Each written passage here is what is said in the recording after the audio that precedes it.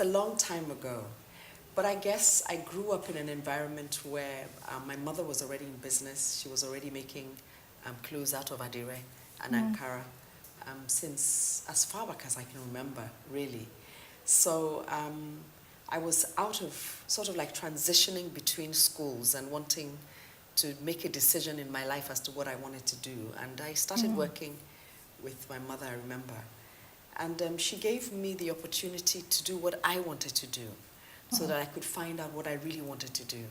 And I think that's where it all started from. And I wanted so desperately to prove that it was possible to make good quality clothes in Nigeria. Because, you know, we have such a negative self-image about our own country that I think it's a battle I've fought all my life, that this is my country. It's the only country I have. It's where I best express who I am, even though I believe I'm a global citizen. But it's who I am. So I have to put my best foot forward and prove that there's nothing that is impossible for you as a Nigerian or for me as a Nigerian to achieve. We just have to be determined, and we have to just want to do it.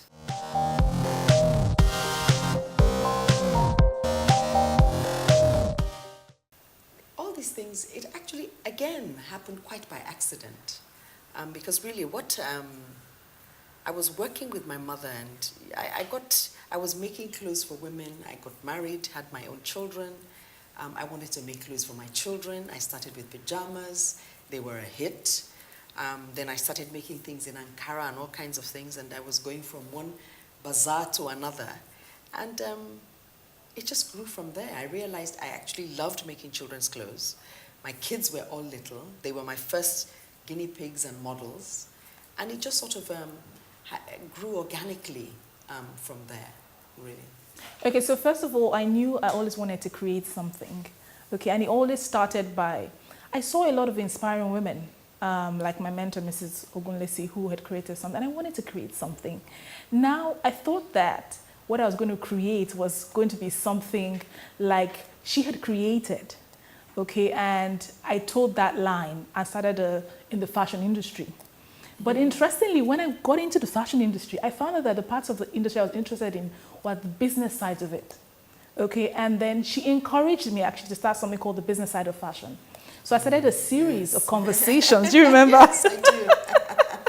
That seems like a lifetime away. Yes, it was actually in 2010. So I started a series called The Business Side of Fashion, where I began to educate people in the fashion industry about the business of it. Okay, and brought interesting people like her to come and speak to the younger people on how they can build successful businesses. And somehow my career has transitioned into helping people build successful businesses from that experience. Well,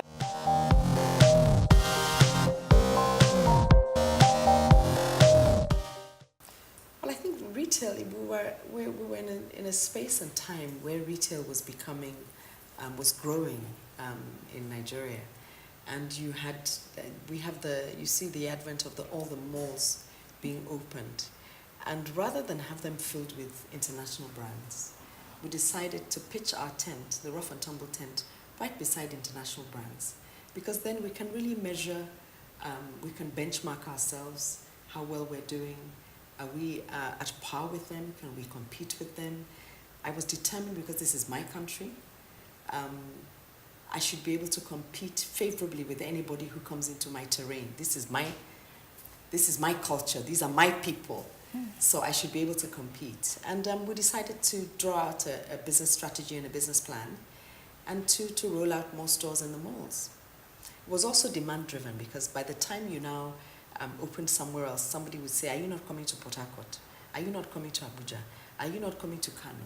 Are you not coming to, oh yes, we're coming. So long as there's a mall there, we're coming. You know, but that's changed a little now, because the malls became frightfully expensive. And so trying to do small neighborhood stores for people to have access to the brand, to experience the brand, to know what our brand is about. Because the Ruff'n'Tumble brand is very colorful, is very engaging. The pieces that we have in our stores are, even if I say so myself, and I dare to say so myself, they're one of a kind, they're beautiful.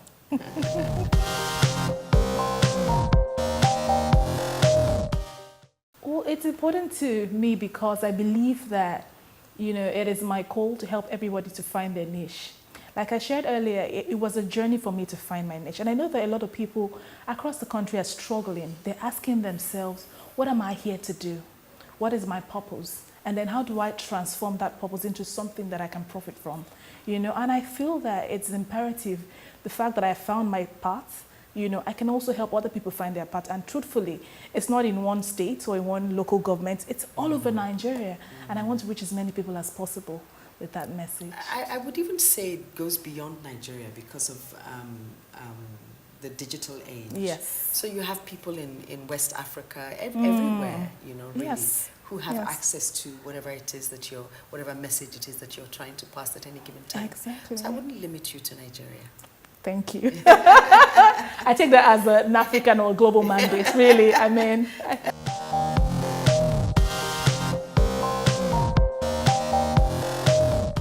Many things I would do differently.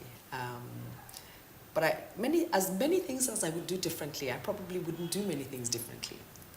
I think my business strategy, my mission, my vision for the business to impact people's lives, to take a bit of Nigeria and create something that looks and has a feel of internationalism, if you like. I think that was very important for me, and that would always remain. But what I would do differently is I would start my journey of personal growth much earlier in my life, which is why I feel very strongly now about a commitment to personal growth, a commitment to, it's your skills and your talents are 20% of what you need. Your psychology and your emotional state is 80% of what you need to be successful. I agree. And mind that you have to define success in whatever success means to you. Success can be to somebody a lot of money. To somebody else is how many lives did I change? How many lives did I touch? Did I start something? Would I be remembered as a very rich woman, or would I be remembered as a trailblazer who started an industry, trailblazed an industry for children's clothing in Nigeria with a brand that outlived me? I would rather that than money. So I think for me, the definition of success constantly shifts. It's never in the same place. It depends on what I am focusing my attention on at any given time, and any place in time in the timeline of my life. That's time. In the timeline of my life. So I think my emotional state is something that I would have paid a lot more attention to, and grown the business as well as I was growing my emotional state. But you know, never say die. It's done anyway. Anytime you wake up is your morning. But when I think of how strong-willed I was, perhaps those were the things, relentless which is a fantastic skill to have, which you really need to be an entrepreneur anyway. But the truth of the matter is that if you want a business to outlive you, you have to be able to run that business with a team. So you need to be able to achieve results through people, because there comes a lifespan, there comes a time in the lifespan of the business where you alone cannot run the business. So you have to face who you are, you have to face your strengths, you have to face your weaknesses, you have to be honest with who you really are, and you have to create the persona that you wish to be, and then build yourself towards being that persona, becoming that person that you desire to be. And that has been my journey, and you know, it's part of who I am, I guess. So I don't regret anything. Let's put it that way. I don't regret anything. It was always a learning experience.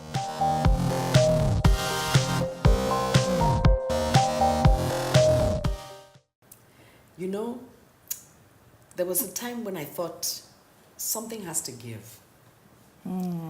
Because I wanted to be a present mother.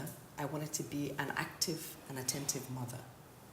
But there was also a strong desire from within myself to fulfill the purpose for which I was created. And finding balance and finding integration meant that I needed to grow myself emotionally. And I needed to learn to lean on other women, to lean on a support system, to create structure in my home. As much structure as I have in my business, I created in my home. So there was a food timetable. There was a timetable for my children's activities after school. There was they didn't know what to do, or they didn't know where they were going to be. No, it was like a regiment. It was regiment. They were regimented. They woke up at a certain time. They learned to make their own bed because I didn't have a live-in nanny. I had a cook, but I didn't have a live-in nanny. So they got up. They learned to make their beds no matter how jaga it was. They bathed themselves. They washed their knickers. They washed their socks. No matter how clean or dirty they were, it wasn't important. The important thing was they were independent. Now, the more independent my children got, the better it was for me. Because we could have conversations about all kinds of things. They could tell me about what was going on. We built trust. We built relationship. I built a relationship with each one of my children. They're all very different people. So my advice to a young mother is you must put structure in place.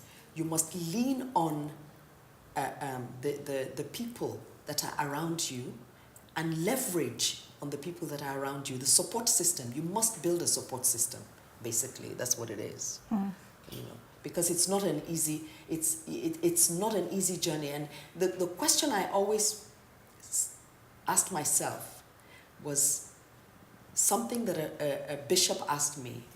If you stand at the gates of heaven and your creator says to you, I gave you 3 gifts of life. What did you do with them? What would you say you did? And that was my wake-up call that my children were the most relevant part of my life. So for them to remain relevant in my life, I needed structure and support. And I didn't always get it right, I must say that. There were times when I dropped the ball, but I had an amazing mother and I have a very supportive husband. So.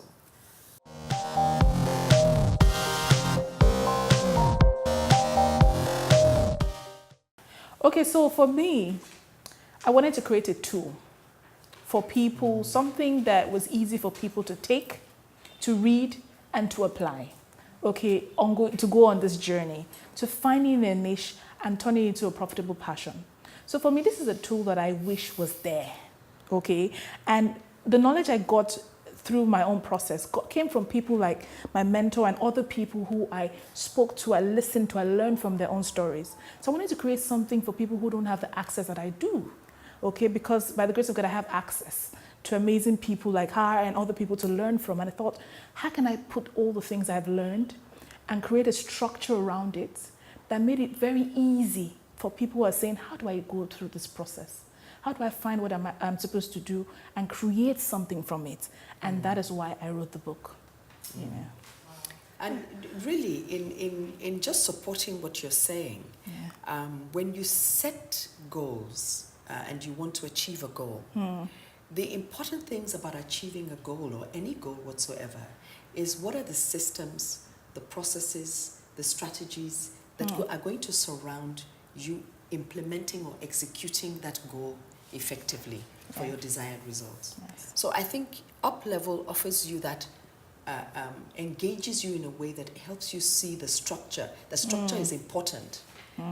Even in setting goals, structure is important. Yeah. I mean,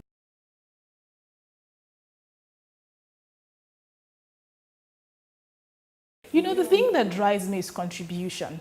I read from Tony Robbins that different people have different things that drive them. Some people is security, some people is making money and all that. For me, it's contribution. I want to really make a difference, you know, and that's what drives me. I'm very altruistic, you know, at the same time I want to make money, you know. There has to be a balance, you know, but then that's what it is for me. I want to make a difference.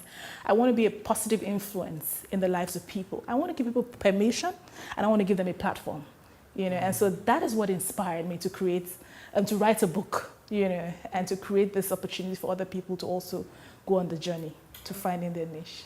To support them on their journey. Yes. Uplevel supports Support you on your journey, yes. Supports you. Yes.